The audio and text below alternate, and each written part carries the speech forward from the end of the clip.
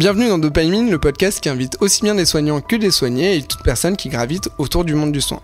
Je m'appelle Jérémy, je suis infirmier anesthésiste et créateur de la chaîne de vulgarisation médicale Les Minutes de Jérémy. Je suis accompagné de Louis, qui est infirmier en réanimation et créateur lui aussi d'une chaîne de vulgarisation médicale Un homme en blanc.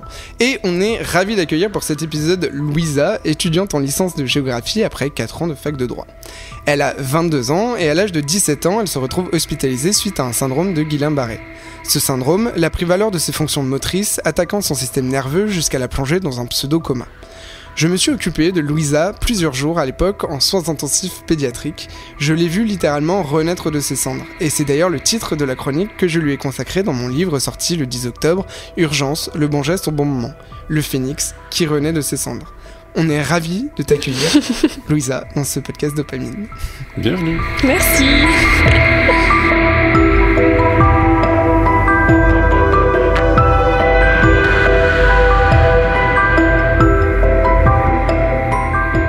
Allez, c'est parti. Petit échauffement, ce qu'on va faire pour commencer, ça va être, on va te poser une série de questions assez rapides, des questions pour lesquelles tu ne pourras répondre que oui ou non, vrai ou faux. Parce que c'est Ok. Voilà. Ouais, pas ok.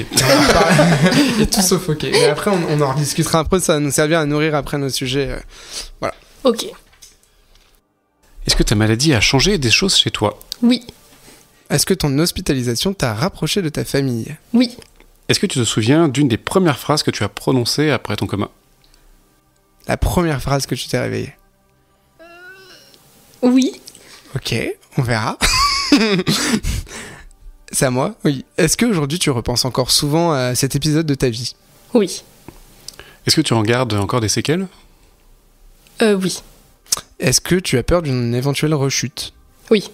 Est-ce que tu parles facilement de ce qui s'est passé ou ça garde un secret ? Oui. Oui. T'en parles facilement à tes proches, etc. Ouais. Ok, très bien. Jérémy, j'ai une question pour toi. Est-ce que tu invites souvent tes patientes dans les podcasts ?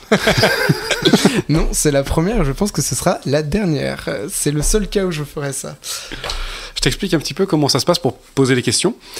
On va te faire tourner la roue des questions et à chaque logo que tu vas voir, à chaque émoticône, derrière chaque émoticône se cache une question. Rien à voir avec l'émoticône en question. À toi de jouer, t'as plus qu'à appuyer. J'appuie juste sur l'écran. Vas-y. Ouais, ça va tourner et nous on aura un sujet qui correspond. C'est juste pour pimenter un petit peu. Très bien. On va parler directement de ce qui t'a conduit à être hospitalisé dans le service où j'ai travaillé, et c'est-à-dire le syndrome de Guillain-Barré. Est-ce que tu te rappelles comment c'est arrivé les jours précédents ? Ouais. Dis-nous, raconte-nous. Je me souviens du vendredi, j'étais allée au collège avec des copines pour revoir nos professeurs. Et je me souviens que j'avais dit à une copine que je me sentais pas bien. Et je me rappelle, j'avais trébuché dans la cour. Mais j'avais pas prêté attention parce que c'était bizarre, mais bon, je vais pas m'alarmer pour ça. Ensuite, je suis rentrée chez moi et après, je devais aller voir la sophrologue. Okay. Et je me sentais vraiment pas bien. Mais pareil, je me suis pas alarmée, j'en ai parlé vite fait à mes parents, mais bon, voilà, c'était pas grave. Je suis allée me coucher et le lendemain, impossible de sortir de mon lit. J'étais bloquée, j'arrivais pas, je comprenais pas ce qui m'arrivait. Et on a eu la chance que notre voisine est pédiatre. Donc elle est venue à la maison et elle m'a dit je comprends pas ce que t'as, Louisa, faut que t'ailles aux urgences. Et là a commencé l'histoire. Parce que du coup, à ce moment-là, donc c'était le vendredi soir, c'est vraiment le vendredi soir que t'as eu tes premiers symptômes, on va dire. Et ensuite, vraiment, tu pouvais plus bouger, c'était ça la sensation que t'as eue, et tu pouvais encore parler à ce moment-là. Oui. D'accord. Oui. Et c'était vraiment, tu pouvais plus bouger non plus tes mains ou plus du tout, c'était très comme si on m'avait mis du scotch un peu sur les muscles. Ok. Et j'avais le bout des doigts, le bout des jambes et des bras avec des fourmillements, c'était vraiment pas agréable. Les fourmillements, ça c'était ok. Et à cette période de ta vie, tu faisais quoi ? J'étais au lycée. T'étais en quelle classe ? Je devais passer mon bac de français. Ok, donc t'étais en première. Ouais. J'étais en première et je me rappelle le vendredi et le lundi, je devais passer le bac de français. Ah oui, c'est ça. Donc j'ai pas passé. Je me rappelle de ça. Il y avait du stress ? Beaucoup de stress ? Non, pas particulièrement. franchement, pour un examen, j'étais pas spécialement stressée. Ok. Donc, ok. Et du coup, t'avais d'autres symptômes ? Est-ce que tu te rappelles si t'étais enrhumé ou t'avais un rhume ou rien du tout ? Non. Vraiment, avant ce vendredi où t'as trébuché, ouais. t'avais rien du tout avant ? Rien. Tout à fait normal. Parce que c'est vrai que les questions, juste pour comprendre un petit peu, en fait, avec les questions qu'on pose là, c'est parce que souvent, les éléments déclencheurs, c'est ça, c'est une petite virose, c'est associé à un stress, et les deux cumulés, qui crée une charge, qui crée un développement des anticorps, et après, qui peuvent entraîner une PRN, un Guillain-Barré. Et pour expliquer, toi, tu l'expliques comment avec tes mots? J'aimerais bien savoir comment t'expliques le syndrome de Guillain-Barré avec tes mots à toi, de ce que t'en as compris du coup. Et au fur et à mesure, je pense que tu t'es renseigné derrière. Bien évidemment, je pense que Doctissimo a vu une petite recherche de Louisa sur le sujet. Comment tu l'expliques à des personnes de ton entourage qui sont pas du tout dans la santé, par exemple? Que c'est un peu comme si ton corps se battait contre une maladie qui n'existait pas, ou qui n'a pas tellement existé. Et que du coup, il se bat contre ton corps. Et la forme, c'est tu t'es paralysé de ton corps et t'es emprisonné à l'intérieur. Ok. C'est vachement intéressant comme truc. C'est trop bien comme explication. Ton corps se bat contre un truc qui n'existe pas, donc contre lui-même. Ouais, franchement, du coup, c'est pour ça que je trouvais ça trop intéressant de te demander avant Louis, je vais te laisser la réexpliquer de façon un peu plus. Je te balance la patate chaude.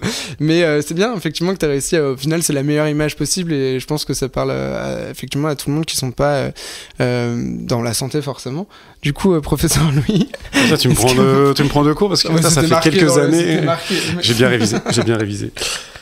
Le syndrome du Guillain-Barré, c'est ça en fait, on en parlait un petit peu tout à l'heure, et c'est vachement bien juste ce que tu disais, c'est qu'effectivement il y a un moment ton corps se met à créer des anticorps, donc des petites protéines qui servent à activer le système immunitaire pour pouvoir détruire ce qui est normalement les corps étrangers. C'est ce qui sert normalement quand on a une infection quelle qu'elle soit, sauf que ce qui se passe c'est que là les anticorps sont orientés contre une partie des nerfs, et ce qu'on appelle la gaine de myéline qui entoure les nerfs périphériques, donc les nerfs qui nous servent à avoir la commande motrice.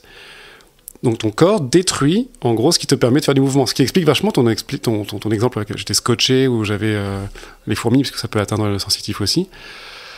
Et du coup, selon la gravité, effectivement, c'est quelque chose qui a plutôt tendance à partir des extrémités. Donc toi, tu parlais des jambes, tu parlais des mains, et qui remonte en centrale.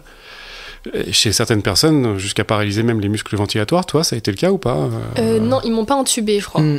Et c'est ça quand j'ai raconté, parce qu'avant je me prépare le podcast, j'ai raconté ton histoire du coup à Louis, qui a lui eu plus l'habitude des Guillain-Barré chez des adultes, et qui me disait mais c'est bizarre, tu as continué à respirer, et tu n'as effectivement jamais eu besoin d'une assistance ventilatoire, parce que au final tu as fait une forme qui était un peu moins grave. Hein, ce qui est bizarre, c'est pas... Enfin, ce que je trouvais bizarre, c'est pas tellement que t'aies pas eu besoin d'intubation, c'est que ta phase de...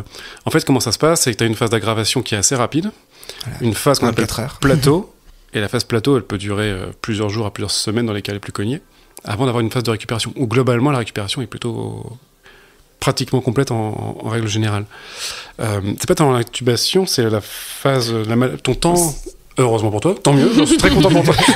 Était relativement court, même si de ton point de vue, ça devait être... L'hospitalisation, ça va être le truc un peu central aussi, mais c'est vrai que ça a été assez rapide pour toi. Ouais, tout le monde me l'a dit. Voilà, oui, c'est vrai que c'est ça qui est... Vas-y, termine. Je voulais juste terminer sur un truc sur le Guillain-Barré. Ce qui est hyper important, c'est qu'on garde 100% de ses capacités cérébrales, en fait. Sauf les personnes qui sont endormies ou quoi, mais les nerfs moteurs, ceux qui te permettent de fonctionner, sont attaqués, mais pas les nerfs cognitifs. Et ni sensitifs, parce que du coup, tu sentais tout ce qu'on te faisait aussi. J'entendais. Ouais. En fait, je reconnaissais les gens, c'est un exemple, je reconnaissais les gens avec leur odeur et leur voix. Okay. Je les voyais pas, mais... Parce que t'arrivais plus, parce que là, tu parles de chez toi quand t'arrivais plus à bien bouger. Ouais. En fait, après, quand tu t'es arrivé aux urgences, t'étais en immobilité complète déjà à ce moment-là. Ils m'avaient mis dans un genre de brancard. J'arrivais difficilement à bouger. Ouais. Pour aller aux toilettes, ça allait, mais on m'aidait quand même. Mais le visage fonctionnait, mais c'est vrai que le reste, c'était un peu compliqué. Et à la fin, à toute fin, quand moi je t'ai vu arriver, on en reparlera après dans le service, tu ne pouvais plus du tout bouger, voire même tu bougeais plus les yeux. Non, oui, je me souviens. En fait, il y a du lundi au vendredi, du dimanche plutôt au vendredi, je me souviens de rien. Ah oui, donc là, t'avais quand même une perte, t'avais une perte complète de sens, etc. Je me souviens de flash quand j'étais rentrée dans l'IRM. Ouais. Parce qu'il y avait beaucoup de bruit, je me souviens de ça, de la docteure qui me parlait. Mais après, je me souviens vraiment de rien. Ok, très bien. Donc on va revoir aussi, parce que là, du coup, c'est, comme tu disais, la phase où on s'enfonce. On va reparler après de la phase où plateau, et après de la phase où tu remontes. Et du coup, c'est le moment où je pense qu'il faut retourner la roue. Suspense, etc. son comble, on tombe sur... Et direct, ça tombe parfaitement. Là, Première page. Première page. Alors, je t'avais mis une photo, mais qui, bon... du coup, c'est un petit peu avancé parce qu'on chante l'étape de ta réussite, mais c'est toi qui m'as envoyé cette photo. Oui. Donc, pour décrire la photo, parce que tout le monde ne verra pas la version filmée, je la montre aussi là parce que c'est aussi intéressant. C'est une photo du coup de toi en train de remarcher dans le service de réanimation et on voit une petite tête avec un masque. Et c'est moi qui te regarde remarcher. C'est toi qui m'as envoyé cette photo. Tu me l'as envoyée il y a pas si longtemps que ça. Tu te rappelles de ces moments-là? Ouais. Avec la kiné, ouais. C'est qui avait pris cette photo? Je crois que c'était maman ou papa. Ok. J'ai eu la chance d'avoir les parents tout le temps avec moi. Bon, ta maman, on peut le dire, ta maman est en arrière-plan, vous vous rappelez du coup de cette photo? Elle a dit oui de la tête. Et ouais, donc ça c'était tu te rappelles de la kiné aussi du coup? Ouais, c'était la première fois que je remarchais, je crois. C'était ça? C'était les premiers pas que tu faisais. Et ça, tu sais au bout de combien de temps c'était dans ton séjour? Une grosse semaine. Ouais, c'est ça. Donc on disait que la cinétique... ça colle. Ouais, c'est ça. Ok, et t'en as d'autres des photos comme ça que J'ai la vidéo complète. Ok. Et j'ai tout... Enfin, j'ai pas beaucoup de photos de ce qui s'est passé à Necker. Ouais. Mais maman, elle m'avait pris en photo avec les gros... tous les dispositifs que t'avais. On va reparler après. Toi, tu te rendais compte que tu les avais sur toi, les dispositifs? Au début, quand je voyais pas, je comprenais qu'il se passait quelque chose. J'avais compris que j'étais dans un hôpital et que j'allais rester ici pas mal de temps. Mais c'est quand j'ai ouvert les yeux que j'ai vu que j'étais branchée un peu partout, que j'avais une sonde dans le nez, que je me suis rendu compte qu'il y avait un petit souci quand même. C'est vrai que ça fait très innocent comme ça de se dire, c'est quand tu t'es aperçu de ça. Voilà. Bon, on va en reparler, mais je trouve cette photo, elle est incroyable en vrai. J'étais trop content que tu me l'envoies parce que pour le coup, j'avais pas j'avais pas forcément gardé de photos dans ce moment-là, donc elle est vraiment chouette. En plus, tu l'as imprimée en genre giga grand. donc voilà. Ok, on va reparler du coup. Mais c'est marrant que des absences comme ça, tu penses parce que c'était il y a longtemps? Enfin, il y a longtemps, pas si longtemps que ça en plus. Même quand on m'a demandé, quand j'étais au centre de rééducation, je savais qu'il y a une partie de cette semaine où je ne me souviens de rien. Okay. À partir du moment où maman est arrivée le dimanche à l'hôpital, jusqu'au vendredi quand j'étais avec ma tante à l'hôpital, je me souviens de rien. Sauf de l'IRM, mais... D'accord. Ce qui est rigolo, parce que... Enfin, rigolo, non, c'est pas du tout le terme adapté. Mais ce qui est étonnant, parce que c'est pas forcément dans la physiopathologie de la maladie de ça, mais du coup, je pense que ça se trouve, ton cerveau, il a juste choisi d'occulter complètement, parce que ça devait pas forcément être agréable. Parce que je pense, et dans mes souvenirs, que les soignants, ils ne savaient pas du tout si tu pouvais entendre ce qui se disait. Donc du coup, c'est bien, t'as occulté toute la partie où tu pouvais en plus pas interagir. Donc voilà. On refait tourner la roue pour amener ça vient. vers le... Hop. Ah, toi, ça avance vite. Hein. Ouais.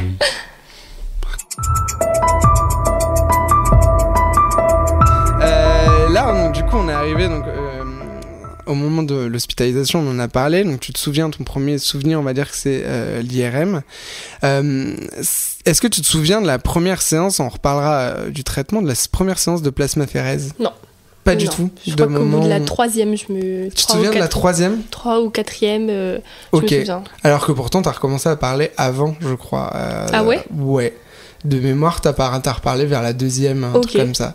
Donc, je me rappelle plus. Donc on va reparler des premiers mots que t'as dit. Voilà, mais donc tu te rappelles pas du tout de la mise en place. Enfin, tu t'es réveillé et t'avais le cathéter de dialyse.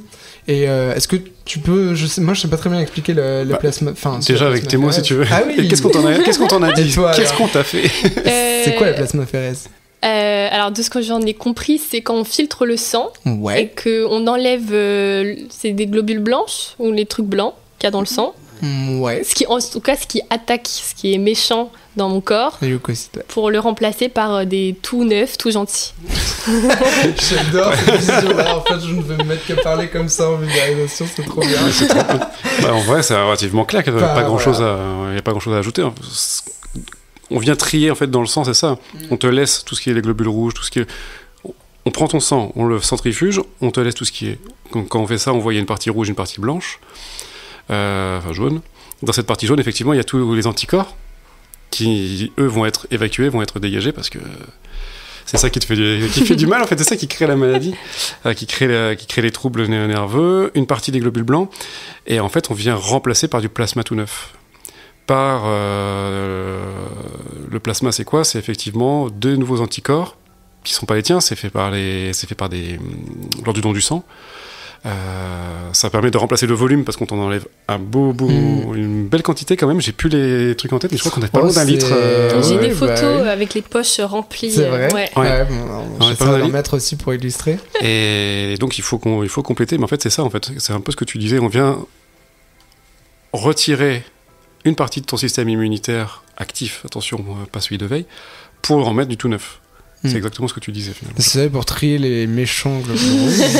Et pas globules rouges, globules blancs du coup, pour effectivement éviter qu'ils attaquent ta fameuse gaine de myéline et que ça se reconstitue. Et dans ces cas-là, en fait, c'est le traitement qui est indiqué pour les Guillain-Barré qui peut être rapide, plus ou moins rapide. Et toi, en l'occurrence, ça a été extrêmement rapide pour le coup. Enfin, je crois que de mémoire, toutes les équipes étaient vraiment surprises que tu as une courbe de progression qui soit aussi rapide. Du coup, c'est transcendant comme pour cette pathologie-là, les plasmaphéries, c'est c'est on-off, quoi. Parce qu'en fait, il y a eu toute la phase dans la première semaine. Pourquoi il y a eu une semaine ? C'est qu'il a fallu chercher ce que tu avais. Et au début, parce que là, on dit oui, tu avais un Guillain-Barré, mais en fait, la recherche, elle a pris du temps parce que au début, ils savaient pas du tout. Je me rappelle de cette phase où on savait pas. Et genre vraiment on se demandait, enfin tu vois c'est même on se demandait pourquoi du jour au lendemain justement tu ne pouvais plus parler et tout ça, et ça a été vraiment un parcours presque du combattant pour nous de comprendre ce que t'avais. Et effectivement le jour, je me rappellerai toujours du jour où la neurologue elle a dit en fait les résultats ils montrent que c'est sûrement un Guillain-Barré, et que là en fait c'était vraiment un problème, une solution, parce qu'on savait qu'il y avait la plasmaphérèse et qu'à ce moment-là on allait être actif parce que c'était hyper, nous on te prenait, on savait pas ce que t'avais, on voyait ta famille qui était effondrée devant toi et on avait genre aucune réponse en fait à donner. Il dit ça en rigolant. C'est un mécanisme de défense. Alors on en reparlera après, là pour l'instant je rigole, je pense que je vais m'en faire le malin après. Quand tu dis faire les bilans, c'est compliqué. Pour l'anecdote, moi c'est mon plus gros bilan. Les bilans d'entrée justement de suspicion, ça. Non mais je crois que c'était quelque chose comme prise de sang, mais c'est 23 tubes. En fait un Guillain-Barré, il est pas tant diagnostiqué en tant c'est quoi, il est plutôt en tant qu'est-ce que c'est pas, et on vient fermer toutes les portes possibles. Et c'est ça. Et oui, tu vois, il me manquait, c'était la petite pièce qui me manquait. En fait, tu fais par élimination, et c'est pour ça que ça prend du temps et que l'IRM apporte des réponses, mais pas que. Et que de toute façon tu fais pas une IRM à l'aveugle, donc voilà, mais qu'il avait fallu le temps d'éliminer tout le reste en fait. Et à partir du moment où on s'est dit que tout le reste est éliminé, et c'est là où on se dit, parce qu'on va pas te faire de la plasmaphérèse à l'aveugle, ça reste une technique où du coup tu l'as dit, on a dû te poser un cathéter de dialyse, qui est un gros cathéter dans une grosse veine centrale, en l'occurrence en sous-clavière, et après on a dû débuter la plasmaphérèse, et c'est là du coup, donc, ça revient à la question du début, que tu as prononcé tes premiers mots. Est-ce que tu te souviens de tes premiers mots que tu as prononcés ? Enfin, si c'est de celle-là dont tu parles, c'est mon frère qui essaie de me masser la main. Ok. Et qui me demande si ça faisait du bien ou pas, et je lui dis non, ça me fait pas du bien. J'avais mal, mais ça me faisait plaisir qu'il soit là, donc j'ai dit tu peux continuer, c'est pas grave. Alors peut-être que moi j'ai loupé ces premiers mots-là, mais moi et là je me tourne vers la maman qui est hors caméra. Mais pour moi les premiers mots en tout cas que tu as prononcés et que j'étais là, c'était que tu demandais à allumer la télé pour ta maman. Et ça se trouve, ma maman ne s'en rappelle pas, vous vous en rappelez ? Oui, enfin, et moi je me rappelle, alors ça franchement, parce que je sais pas si tu te rappelles de l'interne qui s'est beaucoup occupé de toi aussi, que j'ai recroisé, et on a reparlé de toi et je lui ai dit que t'allais venir sur le podcast, donc, pour te dire que tu as marqué vraiment le service. Et je me rappellerai toujours que de nous dire que les premiers mots, ça fait une semaine que t'as pas parlé, que t'es littéralement prisonnière de ton corps, et que les premiers mots que tu as prononcés, c'était pour le bien-être de ta maman. Ça, j'avoue que pour le coup, ça nous a tous fait fondre instantanément. Déjà qu'on était, c'est quand même rare qu'on ait quelqu'un pendant une semaine, on sait pas quoi faire, quoi. En plus t'étais une ado, tu devais passer le bac, il y a toute l'émotion qui rentre dans le truc, et les premiers mots que tu prononces, c'est pour ta maman. C'est rigolo que tu t'en rappelles pas de ça. Nous on s'en rappelle bien en tout cas. Et du coup les premiers souvenirs, tu me dis donc ton frère qui te caresse la main et ça te fait pas du bien, c'est quoi tes premières vraies images, les premiers visages que t'as vus, comment t'as recommencé à voir et à te rendre compte que tu voyais surtout. Je sais pas, parce que je me suis rendu compte que j'étais de nouveau consciente avec le son. Parce que je Ok, voyais pas encore bien. une Je fois, sais pas le si son, tu ouais. te souviens, j'avais un œil qui était caché et parce que Ah j'arrivais oui. même pas à voir correctement. Ah oui, et du coup, on te cachait un œil. Ouais. Ah oui, ça, c'est des détails pour le coup que j'avais plus, tu vois. Du coup, je me souvenais des gens avec le son et Ok. l'odeur qu'ils avaient. Ok. Donc c'est ça les premiers souvenirs que j'ai. Ok, et les sons, tu repérais quoi comme son? C'est quoi les sons qui te sont revenus Les voix des gens, je savais quand c'était qui me parlait ou quand c'était toi, quand c'était j'ai le droit de dire les noms des docteurs. Je biperais au cas où je leur Ok. demanderais. Docteur ou enfin les différents kinés, je savais que c'était pas la même personne Ok. au son. Et t'as arrivé à les identifier, comme t'as réussi à trier les voix au final comme ferait quelqu'un qui a une cécité au début, quoi. Ok, et après les premières images, du coup, quand t'as pu revoir. Je crois que c'était mes parents, mais je m'en souviens pas très bien. C'est vraiment le son qui m'a... Le premier contact avec l'extérieur, c'était ça. Ok. Et. J'ai cru que t'allais dire un truc. Non, Et les odeurs? C'est quoi les odeurs qui t'ont C'était marqué? les parfums. Les parfums Ouais. des gens. Après, je sais que les soignants, en général, ils avaient pas trop d'odeur. Ils avaient pas Ou trop de alors, parfum. ouais. Mais sinon, c'était le parfum de ma mère, de mon père, de ma tante, que j'arrivais à différencier. Ok, donc c'est fou, t'as au final aiguisé des sens que tu utilisais pas forcément beaucoup avant. Et les bruits, parce que du coup, c'est bien, tu me parles des voix, mais il y avait un bruit, c'est bruyant. Oui, la réanimation. Ouais. Et t'entendais quoi? C'était quoi les bruits que Les bip bip bip Ouais. bip, ou la femme de ménage qui passait, ou quand elle me disait bonjour, au revoir, tout ça. C'était ça les bruits. Et t'étais comment à ce moment-là? Parce que là, dans nos représentations, d'imaginais que parce que c'est ça, hein, t'étais prisonnière de ton corps. Tu ressentais quoi à ce moment-là? Est-ce qu'il y a des moments où t'as cru que t'allais paniquer ou ce genre de choses? Non, j'arrive à être dans le déni de me dire ça va aller, tranquille. Ah ouais? Donc tu t'es dit ça? Ouais. Bah, comment? Tout le long, tu t'es dit ça? À aucun moment Ouais. Ouais. Bah, parce que j'avais mes parents et je savais que j'étais avec eux, donc il pouvait pas m'arriver grand-chose. C'est beau. Mais on aurait dû mettre, en fait, on aurait dû faire venir maman sur le plateau, mais c'est vrai que pour le coup, j'ai été témoin du fait que ta famille était ultra présente, ton frère énormément aussi, qui était là tout le temps. Enfin, ça, c'est quelque chose qui m'a marqué parce que pendant la semaine où on pouvait pas te parler à toi, on a énormément discuté avec tes parents pour le coup. C'est vrai que on savait que ça t'apporterait un soutien. Et, c'est chouette. Ouais, c'était cool. Je suis curieux de savoir un petit peu, tu dis que t'avais pas de contact visuel, mais tu vois, justement, c'est encore plus important, du coup, les sensations que tu as pu avoir. Moi, je vais me placer du côté soignant, et c'est une question que j'aime bien poser à mes patients après. C'était quoi les trucs que les soignants ont fait qui étaient vraiment... Ça, c'était vraiment génial. Et à l'inverse, qu'il faudrait peut-être éviter de refaire par la suite. Tu vois ce que je veux dire un petit peu? Oui. Alors, je vais pas te mentir, je sais pas. Je sais pas. Parce que l'avantage, ce qui était bien, c'est que comme je voyais pas, j'entendais juste, il me parlait beaucoup. Attention, je vais faire ça, je touche ta jambe, je vais lever la jambe, on va te faire ça. Et ils expliquaient bien, ils réexpliquaient 2 fois s'il fallait. Et ça, c'était bien. Et même quand je voyais vraiment pas, que je pouvais pas bouger et tout ça, ils expliquaient vraiment, or que peut-être qu'il n'y avait pas de retour de ma part, vous auriez pu vous dire, elle est pas consciente, on s'en fiche. Mais non, en fait, vous y alliez et tout, et c'était rassurant. J'étais bloquée dans mon corps, mais j'étais rassurée. Ça, c'est important. Bien joué. C'est quelque chose dont... Merci. Non, c'est quelque chose dont on parle en réanimation adulte ou autre. On a des patients qui sont plongés dans le coma, mais on sait, même si c'est médicamenteux, en fait, on sait pas vraiment. Il y a plein de patients qui se réveillent et qui nous disent, mais en fait, on entendait tout. Donc, en fait, ça, vraiment d'éviter les discussions entre soignants quand on fait des soins à la personne et d'ignorer la personne, c'est vrai que. Mais c'est vrai que je me rappelle, surtout à partir du moment. Alors, je dis pas qu'avant on faisait pas bien, mais à partir du moment où on a su que c'était un Guillain Barré et que du coup, potentiellement, t'entendais absolument tout et que t'étais présente, bah là, on a redoublé nos attentions parce que voilà. Et puis, on guettait. On guettait aussi on cherchait une réaction de ta part aussi pour voir, parce qu'on guettait ce moment où t'allais. Ça allait revenir, ça y est. Ouais, on remonte. oui. Et puis, je te dis, la combinaison, je reviens là-dessus, j'insiste, hein, mais quand t'as prononcé tes premiers mots et que, il y avait la combinaison de tu reprends la parole et en plus tu prononces ça, mais c'était fou, quoi. Donc, ouais. Donc effectivement, et t'as pas de mauvais souvenirs, justement, comme disait Louis, de choses qu'on devrait éviter, justement, ou... Non, on a été parfait. Ouais, parfait. Je recommande 5 étoiles sur le TripAdvisor. La réanimation de Necker. Ok. Et tu l'as déjà dit à demi-mot, le rôle de ton entourage, ça a été une clé pour toi? Ouais. Ah ouais, j'ai jamais dormi une seule fois à l'hôpital toute seule. Il y avait toujours soit papa, soit maman ou ma tante. Et j'avais beaucoup de chance parce qu'il y avait beaucoup d'enfants aussi qui, ils voyaient leurs parents une fois par semaine. Et je trouvais ça hyper dur. Et moi, j'avais cette chance d'avoir mes parents, donc non, franchement. Oui, c'est vrai qu'on avait souligné ça. Et du coup, ils sont toujours à Paris même. Enfin, c'était loin où ils dormaient, ils faisaient les allers-retours avec chez toi et tout ça. Alors, ils dormaient le soir avec moi dans la chambre d'hôpital, et du coup, ils faisaient des rondes un peu. Oui, c'est ça. Donc, ils s'organisaient comme ça, et voilà. Ok.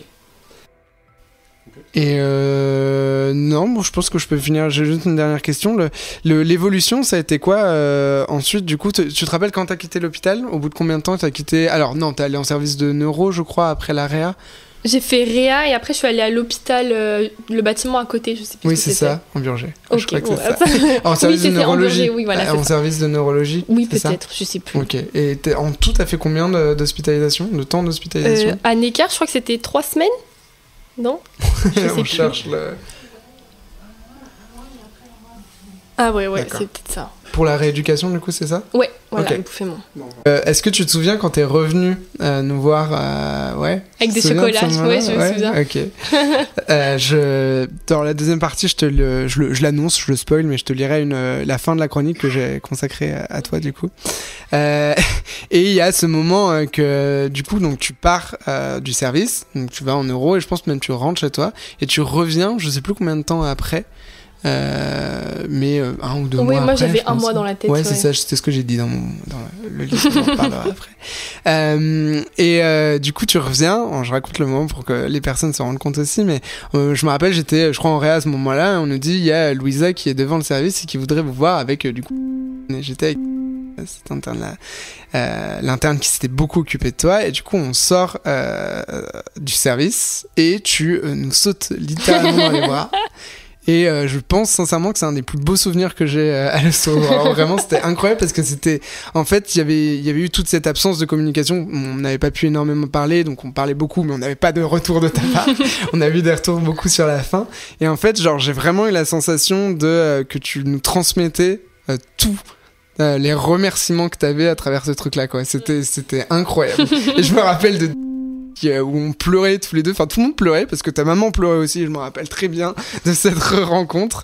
Et c'était ça que tu voulais nous faire passer, tu vois, c'est une question que j'ai toujours voulu te poser, c'était une façon de nous remercier de dire ça. C'était le minimum par rapport à tout ce qui s'était passé.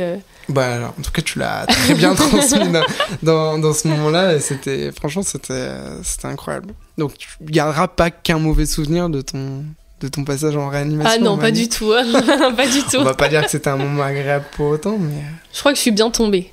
C'est vrai? Ouais. En vrai, je pense que l'avantage de Paris, on va le dire aussi, c'est pas pour minimiser ni quoi que ce soit, mais le fait d'avoir des réanimations qui sont spécialisées, d'avoir des médecins, des neurologues comme il y a à Necker, ça fait énormément de choses. Ça accélère pour le diagnostic, etc. Après, on est tellement habitué. En fait, je dis pas que t'as été privilégié, mais je pense que tu sortais de ce qu'on a... Je pense vraiment t'as marqué... Tu te rends peut-être pas compte à quel point t'as marqué le service. Hein. À ce moment-là Ça faisait 3 ans que je lui avais pas parlé. Je lui ai dit, tu te souviens de Louisa? Elle me fait bien évidemment, celle qui avait le Guillain-Barré et qui nous a sauté dans les bras en revenant, tu vois. Alors qu'on on a vu des dizaines et des dizaines d'enfants en réa. Mais vraiment, ton histoire, même des personnes qui ne sont pas occupées de toi se rappellent de toi, parce qu'il y avait ce côté, tu dois passer ton bac, il se passe rien. On est habitué comme les enfants en réa qui ont des pathologies, c'est quand même rare du jour au lendemain, et ça arrive sur des enfants jeunes où il arrive un drame d'un coup. Sur des ados, c'est quand même extrêmement rare. Et en plus, nous, on fait pas de tout ce qui est traumatisme. Donc, nous, on n'est pas habitué à avoir des ados, tu vois. Et le fait de... Vraiment, t'as marqué le service. Donc, voilà. On tourne la roue. On tourne la roue, tu veux un mouchoir ou... Non, c'est bon, t'inquiète. Pas de bol, ça va retirer. L'arbre, c'est la... L'herbe, c'est la lettre? Ok, vas-y. Ah, toi, une chance sur 2, en sachant que de toute façon, tout va y passer, donc... Oui, c'est ça. Allez, c'est pas la lettre, c'est le dernier. Là, on a parlé de l'avant un peu et de comment ça s'est passé. On a parlé de l'hospitalisation. Maintenant, on va parler un peu de ta vie maintenant. Ça a été quoi les suites? T'as quoi comme suivi? T'as eu quoi comme suivi? Quelle est la place aujourd'hui de cet épisode dans ta vie en termes de suivi, etc., médical? Y a pas tellement de suivi. J'ai été en fait en background de tout ça. J'ai ma pédiatre qui a beaucoup suivi et appelé maman pour avoir des nouvelles. Mais sinon, j'ai pas tellement... Je suis allée voir après beaucoup de médecins pour savoir si tout allait bien, partout. Mais après, c'est tout à fait normal. Donc là, t'as plus du tout de suivi de routine par rapport à ça? Non. Parce que quand tu disais tout à l'heure, là, au tout début, que ça avait quand même gardé une place dans ta vie, ça veut dire quoi? C'est-à-dire que de temps en temps, tu te poses la question, ou de temps en temps, tu y repenses, ou juste... Ouais, bah, c'est quelque chose qui a pas choqué, mais qui a une grande place dans la famille. Tout le monde a été touché par ça. Et ça a touché tout le monde dans la famille. Donc, ça a une grande place. Et après, même si on n'en parle pas tout le temps, si on n'en parle pas souvent, quand on en parle, il y a quand même pas mal d'émotions à la maison. Et voilà. Et j'ai toujours une petite cicatrice à cause du cathéter. Donc, à chaque fois que je me regarde dans la glace, ça me rappelle Necker. Ok. Donc, tu dirais... Alors, tu parles juste de la sphère familiale. Tu dirais qu'il y a un avant-après dans ta sphère familiale. Ouais. Qu'est-ce que ça a changé du coup non On est encore plus proches. On était proches avant, mais encore plus fort. Ça se voyait que vous étiez proches, même avec ton frère, cette relation que vous avez, elle est incroyable. Mais ouais, encore plus du coup. Ouais. Ok. Et t'as eu, on parle de suivi médical, mais est-ce que, bon, tu m'en as parlé à demi-mot, mais je repose la question quand même, est-ce que t'as eu un suivi psychologique pour ça? Je suis allée voir un peu la psy. Mais enfin un petit peu. Et je me rappelle de la psy de Anne Necker. Elle m'avait bien aidée et elle avait surtout beaucoup aidé la famille. Oui. Je me rappelle, elle parlait beaucoup avec. Et mais ça, enfin un petit peu la psy, et sinon ça. Et sinon aujourd'hui, oui, tu ressens pas le besoin Non, j'ai fait la paix avec tout ça, je suis plus énervée, tout va bien. C'est ce que tu m'as dit, parce que je précise, avant de t'inviter sur ce podcast, j'ai mis des garde-fous de fou. Mais non, mais pour être sûr que t'étais prête à en parler, de voir, parce que sinon, ce que je dis, quand Louis me demande est-ce que t'invites souvent des patients, non, j'invite pas souvent des patients parce que c'est hyper délicat. Mais encore une fois, ton histoire est tellement atypique qu'elle mérite tellement d'être racontée que. Mais il fallait être sûr que t'aies fait la paix avec ça avant, quoi. Mais c'est tant mieux, enfin, j'ai envie de dire, de toute façon, la façon dont t'en parles, ça se voit, c'est évident que... Ok, surtout, c'est même pas du déni. Alors, peut-être que sur le coup, c'était du déni. Oui, tu le dis, hein. Mais là, c'est clair, en fait, ça fait partie de l'histoire de vie, bon, puis... c'est comme ça, faut avancer, c'est pas... Mais ça te restera en rien, enfin, j'en sais rien, je te connais pas, mais ça me permet pas, mais je veux dire, aujourd'hui, ça te restera en rien dans... Non, enfin, après, il y a toujours... je suis toujours un peu fatiguée et tout ça, c'est toujours quelque chose que je traîne avec moi, mais sinon il n'y a pas tellement, sinon ça va. Mais tu gardes des séquelles, c'était la question, c'était peut-être la question sous-jacente aussi, mais tu gardes des séquelles autres, donc la fatigue. La fatigue, oui, et du coup il faut faire attention aux vaccins et tout ça que je dois faire. Voilà, mais sinon ça va. Et tu dois faire quoi par rapport aux vaccins? C'est-à-dire tu dois bien être à jour, ou tu dois faire il y a certains types de vaccins que tu peux pas faire? Moi on m'a dit que si je dois faire un vaccin par exemple pour aller à l'étranger, faut mieux que je le fasse 6 mois avant pour être sûr que je réagis bien, plutôt que de faire le vaccin, partir à l'étranger et me rendre compte que je refais une crise ou que ça revient. Parce qu'en fait, il y a plusieurs types de vaccins possibles. Et en fait, sur les vaccins où c'est des maladies atténuées, ça va déclencher ton système immunitaire. Enfin, ça déclenche le système immunitaire. Et donc, potentiellement, c'est pour ça qu'on posait la question au début, il n'y a pas eu un petit virus avant, un petit quelque chose? Oui. Parce que là, en fait, effectivement, si on s'amuse à te déclencher le système immunitaire, et qui décide à ce moment-là de remettre une couche, pas terrible si t'es parti faire une rando en pleine Amazonie. C'est pas mal, parce que il y a aussi la chance d'avoir été à Paris au moment où c'était arrivé. Enfin, c'est là où, je veux dire, en campagne, t'aurais été pris en charge, mais il y aurait eu des délais plus longs. Alors, je dis Paris ou grande métropole, quoi. C'est vraiment... Petit détail pour éviter que les anti-vax se servent de notre vidéo, les vaccins ne sont pas responsables de... Non mais c'est vrai, c'est important, parce qu'il y a encore des théories sur la sclérose en plaques et qui est aussi une réaction auto-immune d'ailleurs. C'est que c'est pas le vaccin lui-même, ça peut être le virus ou ça peut être la réaction virale. C'est la réaction virale provoquée par le vaccin qui peut être un déclencheur, mais à même titre qu'un rhume, hein. Donc ça, je le reprécise en regardant la caméra. Non, le Guillain-Barré n'est pas pourvoyeur, le vaccin n'est pas spécialement pourvoyeur de Guillain-Barré. J'ai pas eu de vaccin en plus dans l'année même autour du Guillain-Barré, j'ai pas eu de vaccin donc. Et par contre, tu as eu des vaccins depuis du coup, pour le vaccin du Covid, ça c'était un peu problématique, les médecins avaient un peu peur, mais j'ai fini par le faire et ça s'est bien passé. Donc voilà. Ouais. Et t'as jamais eu de rechute de toute façon, ni de signe. Ok. Et une question qui me vient et que j'avais pas pensé à poser, mais est-ce que tu dirais que t'es un peu plus je cherche un peu plus vigilante sur toi-même ou des signes sans sans devenir forcément hypocondriaque, mais est-ce qu'il y a des fois où tu te fais un peu peur toute seule, où je sais pas comment formuler. Est-ce que quand tu dors sur ton bras et qu'il est tout goût? Oui. C'est exactement ça. Ouais, merci. C'est vrai, là tu peux. Ouais, là je regarde 5 minutes si ça passe pas, mais ça passe tout le temps, donc c'est bon, ça va. C'est bien, t'arrives aussi à te raisonner. C'est fou comme t'arrives à te calmer en disant non, tout va aller bien. Ça va aller. C'est vraiment ton credo de A à Z. Ok. Et tu dirais que ça a changé des choses chez toi sur ta personne, sur ta vision de la vie. Bon, je sais que t'étais très jeune, mais 17 ans, on commence à se projeter dans l'avenir, etc. Est-ce que tu dirais que ça a changé des choses dans ta personnalité ou ce genre de choses? Ça t'a renforcé? Oui, c'est sûr. Puis t'apprends à moins te plaindre, à dire que c'est pas grave. Quand il y a la vie, il y a l'espoir, quoi. C'est pas grave. Quand ça va, ça va. Tant qu'il y a les parents qui sont à côté. Ouais, voilà. Donc tu dirais plus que ça t'a redonné encore plus d'espoir dans la vie et que ça t'a fait, relativiser. Ouais, relativiser, ouais. De dire qu'il y a pire, de toute façon. Okay. Faut pas trop se plaindre. Et tu veux faire quoi plus tard dans la vie? Parce que donc, du coup, on l'a dit en introduction, tu as fait du droit et tu es maintenant en licence, tu as commencé une licence de géographie. Tu as envie de faire quoi? Je sais pas trop encore. Tu sais pas encore ouais. Okay. En tout cas, tu n'as aucune limite qui est liée au... Ouais. Non, ça, non. J'ai hâte de voir la fin. Je sais qu'on a gardé le meilleur pour la fin, on a vraiment gardé quelque chose d'hyper intense. On va voir un petit peu. Putain, si intense en vrai. C'est juste premièrement là il n'y a plus besoin de refaire tourner la roue, mais par contre parle pour toi, c'est pas intense. Alors, je vais juste te lire l'extrait du coup de la chronique qui était dédiée dans mon livre. Je vais te lire la fin. Du coup le titre de la chronique déjà, ce qui est important, bon je l'ai dit en intro, c'est le phénix qui renaît de ses cendres. Et ça, alors figure-toi que c'est la chronique que j'avais même avant pour écrire ce bouquin, où du coup je pitch vite fait le bouquin. Je raconte des chroniques de ce que j'ai vécu pendant les 7 ans, que ce soit aux urgences, en réanimation ou maintenant au SAMU, et j'en profite à chaque fois pour donner des conseils à la fin pour éviter la situation. Et en l'occurrence on est venu me chercher pour écrire ce bouquin là, mais avant j'avais déjà envie d'écrire des choses et j'avais noté il y a 2 histoires que j'ai écrites sur l'hôpital. Il y a la tienne et le titre c'était déjà un phénix qui renaît de ses cendres, donc voilà.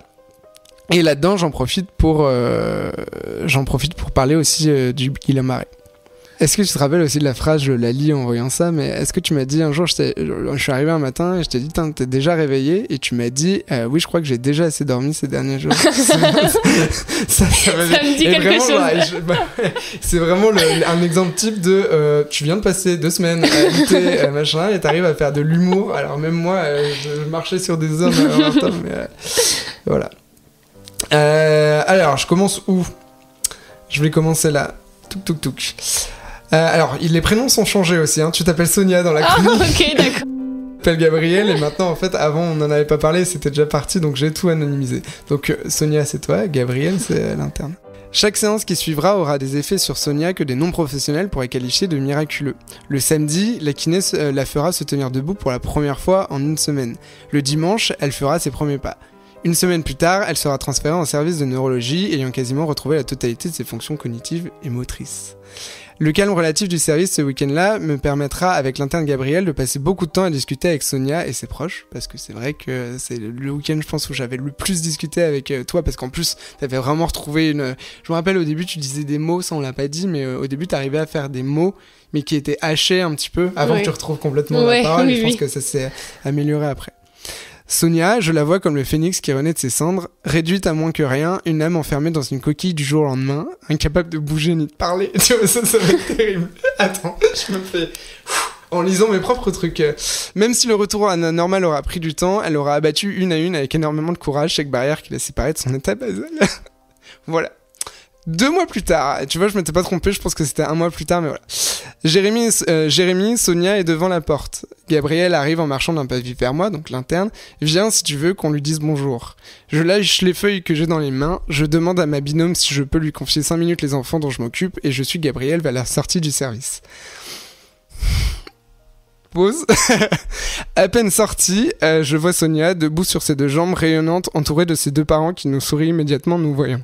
J'ouvre la bouche pour les saluer, mais j'ai pas le temps de prononcer un mot. Sonia se précipite sur moi et me serre dans ses bras. L'étreinte est réalisée avec tellement de force et de spontanéité que je comprends que c'est la manière pour Sonia de me transmettre toute la reconnaissance qu'elle a envers nous. Je croise le regard de Gabrielle quand Sonia la prend elle aussi dans ses bras. Ses yeux remplis de larmes font couler les miennes comme si elle n'attendait que ce signe pour ruisseler sur mon visage.